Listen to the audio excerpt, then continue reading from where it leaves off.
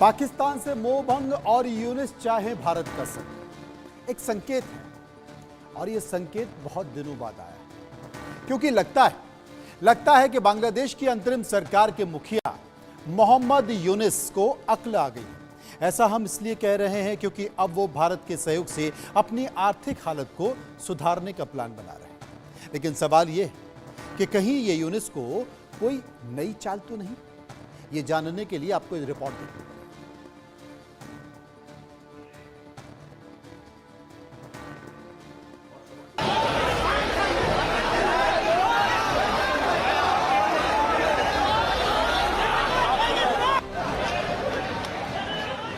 बांग्लादेश की अंतरिम सरकार के मुखिया मोहम्मद यूनुस के बारे में अगर ये कहा जाए लौट के बुद्धू घर को आए तो कुछ गलत नहीं होगा। जो यूनुस कल तक हिंदुस्तान को आंख दिखाने की कोशिश कर रहे थे, पाकिस्तान से नजदीकी बढ़ाकर भारत के खिलाफ साजिशों का जाल बुन रहे थे, ऐसा लगता है उन मोहम्मद यूनुस की अक्ल ठिकाने आ गई है। उनका पाकिस्तान से मोह भंग होता दिख रहा है। वो अब भारत से दोस्ती की पींगे बढ़ाना चाहते हैं। यूनुस के होश ठिकाने कैसे आ गए? क्यों यूनुस दोबारा भारत से दोस्ती मजबूत करना चाहते हैं? क्या है यूनुस की मजबूरी? ये बताने से पहले आपको बांग्लादेश से आई एक तस्वीर दिखाते हैं।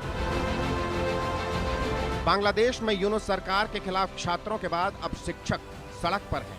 यूनुस सरकार के खिलाफ प्रदर्शन कर रहे हैं, नारेबाजी कर रहे हैं। इनको तितर बितर करने के लिए आंसू गैस के गोले दागे गए, वॉर कैनन का इस्तेमाल किया गया, इन पर लाठी भांजी गई। लेकिन इन शिक्षकों ने यूनुस सरकार से दो टूक कह दिया है, मर जाएंगे लेकिन सड़क से नहीं हटेंगे। ये विरोध प्रदर्शन ढाका और चटगांव जिलों में 6 फरवरी के उच्च न्यायालय के 6000 से ज्यादा सहायक शिक्षकों की नियुक्तियों को रद्द करने के फैसले के बाद शुरू हुए। भर्ती प्रक्रिया अपने अंतिम चरण में पहुंचने के बाद अचानक रोक दी गई, जिससे हजारों शिक्षकों का भविष्य अधर में लटक गया। छात्र और खालिदा जिया की पार्टी बीएनपी ने पहले से यूनुस के खिलाफ मोर्चा खोल रखा था। अब शिक्षकों ने भी यूनुस के खिलाफ हल्ला बोल दिया है, जिससे यूनुस बेहद टेंशन में है। लेकिन यूनुस की टेंशन यहीं खत्म नहीं होती। अमेरिका भी एक के बाद एक बांग्लादेश के कान मरोड़ रहा है। पहले यूएस एड पर रोक लगाई, फिर प्रधानमंत्री मोदी को यूनुस के खिलाफ एक्शन की खुली छूट दी और अब एक और बड़ी चोट यूनुस को देती है। अमेरिकी राष्ट्रपति डोनाल्ड ट्रंप के सहयोगी एलन मस्क के नेतृत्व वाले डिपार्टमेंट ऑफ गवर्नमेंट एफिशिएंसी यानी डीओजीई ने बड़ा फैसला लिया है।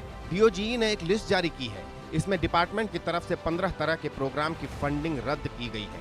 इसमें एक प्रोग्राम बांग्लादेश में राजनीतिक परिदृश्य को मजबूत करना भी है, जिसके लिए बांग्लादेश को 251 करोड़ रुपए मिलते थे, वो अब नहीं मिलेंगे। बांग्लादेश को समझ आ चुका है भारत से टकराना उसकी सेहत के लिए कहीं से फायदेमंद नहीं है, इसलिए अब वो भारत से दोस्ती गांठने में लगा है। मोहम्मद यूनुस का पाकिस्तान से मोहभंग हो गया है। अब वो भारत के साथ मिलकर अपनी आर्थिक हालत को सुधारने का प्लान बना रहे हैं।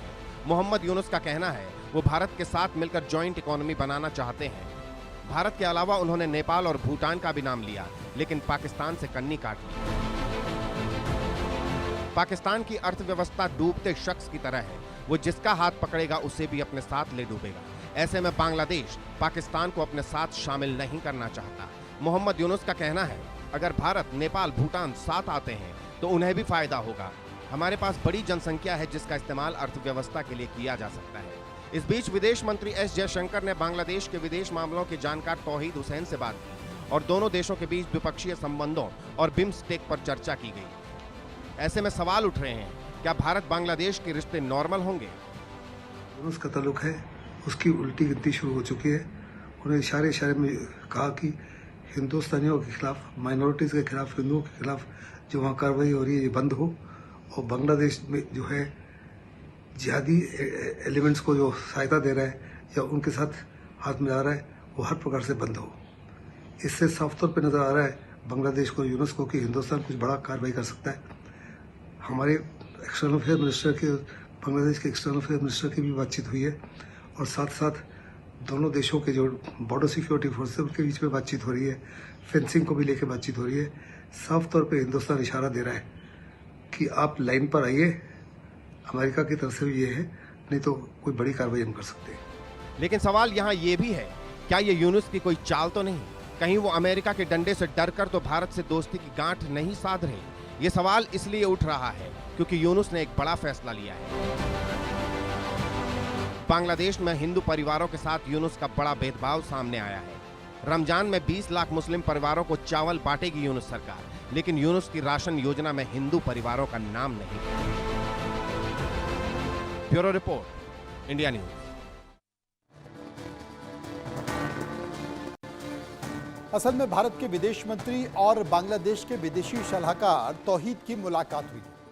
मुलाकात में द्विपक्षीय वार्ता और बिम्स्टेक पर चर्चा हुई। तो आपको यहां बताना जरूरी है कि आखिर बिम्स्टेक है क्या। Bay of Bengal initiative for multi sectoral technical and economic cooperation यानी कि बिम्स्टेक क्षेत्रीय बहुपक्षीय संगठन है। इसका मकसद बंगाल की खाड़ी के आसपास दोनों देशों के बीच आर्थिक सहयोग बढ़ाना है। यह इसका मकसद है। इसकी स्थापना 6 जून 1997 को बैंकॉक घोषणा के जरिए हुई थी। शुरुआत में इसका नाम बांग्लादेश, भारत, श्रीलंका, थाईलैंड आर्थिक सहयोग था। इसमें 7 सदस्य देश थे। कौन कौन था? बांग्लादेश, भूटान, श्रीलंका, थाईलैंड और थाईलैंड के साथ साथ म्यांमार और नेपाल।